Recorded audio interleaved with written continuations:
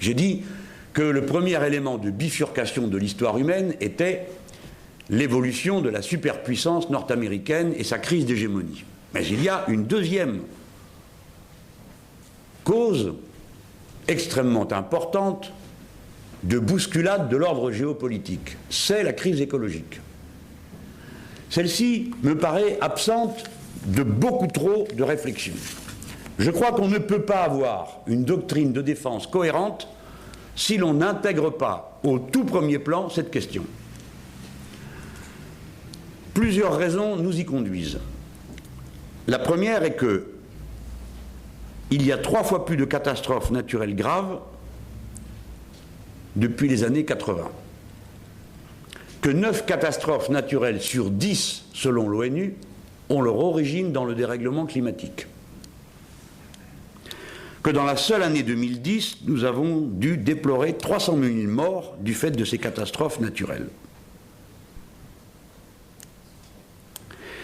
Que 41% de la surface du globe est en proie à la sécheresse et que les scientifiques prévoient que si l'on ne fait rien, ce qui est le cas, ce sera le cas de 70% de la surface du globe en même temps. Comme vous le savez, que cette eau n'étant pas perdue pour tout le monde, si j'ose dire, dans le cycle naturel, la montée des océans résultant du transfert de cette masse d'eau et de la fonte des glaciers ira augmentant. On sait, on craint que le réchauffement n'ait pas des effets linéaires, c'est-à-dire qu'il n'ira pas progressant petit à petit, et si par hasard nous devenions raisonnables en cours de route, il viendrait à ralentir et puis reculer, et tout serait dorénavant comme auparavant. Au contraire, les questions liées au climat sont toutes non linéaires. Cela signifie qu'elles franchissent des paliers soudains, sans proportion avec les événements immédiatement observables.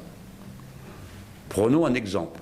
La libération par la fonte du permafrost de milliards de mètres cubes de méthane a une incidence sur l'effet de serre sans proportion avec la taille des territoires concernés au point de départ par la fonte des dits permafrost. De la même manière, la fonte des banquises libère une masse de gaz qui, elle aussi, a un impact non seulement du fait de la masse de glace qui se transforme en eau et fait monter le niveau des océans, mais sur l'atmosphère. Et enfin, le niveau des océans augmentant, la pression sur ces fonds augmente, et la masse de gaz qui sont emprisonnés dans les couches profondes de l'océan est libérée. Personne ne peut dire ce que donne un tel système dynamique. C'est-à-dire, personne ne peut dire à quel moment il engage des processus catastrophiques. Parce que c'est le propre des systèmes catastrophiques que d'être imprévisibles quant à leur déclenchement, même s'ils sont prévisibles quant à leurs effets. Ce sont, comme disent les tenants des sciences dures, des chaos stables. Quel est le résultat de cette situation? C'est que quelles que soient les alliances conclues, quel que soit l'ordre que l'on a prévu d'organiser, vous pouvez avoir le meilleur allié du monde et son voisin qui est votre meilleur ami et qui l'un et l'autre se chérissent tendrement. Du moment que la sécheresse pousse des masses de population à travers les frontières, il n'y a plus d'amis. Cela s'appelle une invasion. Dans les premiers temps, c'était d'immenses migrations humaines. Eh bien, nous sommes déjà à l'orée de telles migrations, puisque d'ores et déjà, l'essentiel des migrations humaines qui déclenchent ce que vous savez dans nos pays ont lieu entre pays du Sud, déstabilisant des zones entières de continents, qui pour l'instant sont classées dans les zones grises, ou bien dans les zones dont on se moque, parce qu'il n'y a ni pétrole, ni terres rares, ni rien qui vaille la peine qu'on aille tuer les gens qui s'y trouvent.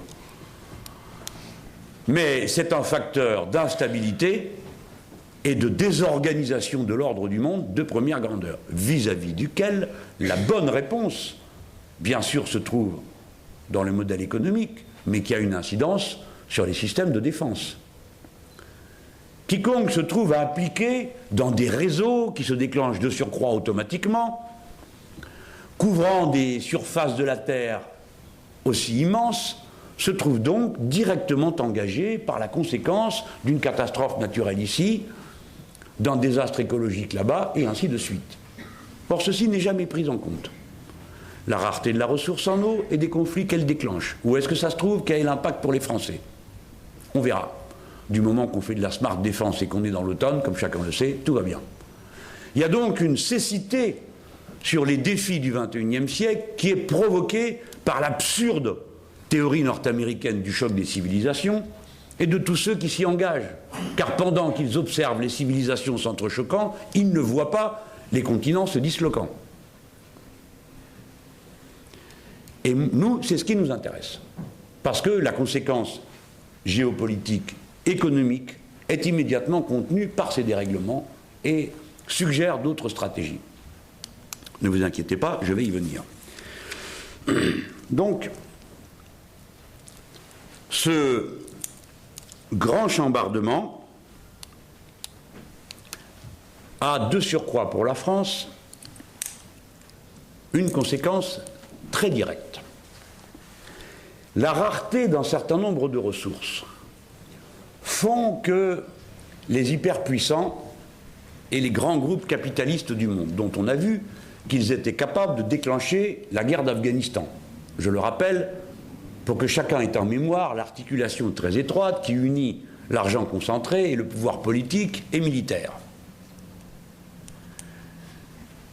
Ces groupes vont donc bientôt s'intéresser à la crise de la rareté de certaines matières premières. Et lesquelles? Le gaz, le pétrole et les autres matériaux rares. Où se trouvent-ils? Sous les mers. La surface du globe, c'est la mer. Terra incognita, comme j'ai eu l'occasion de le dire dans mes récents discours.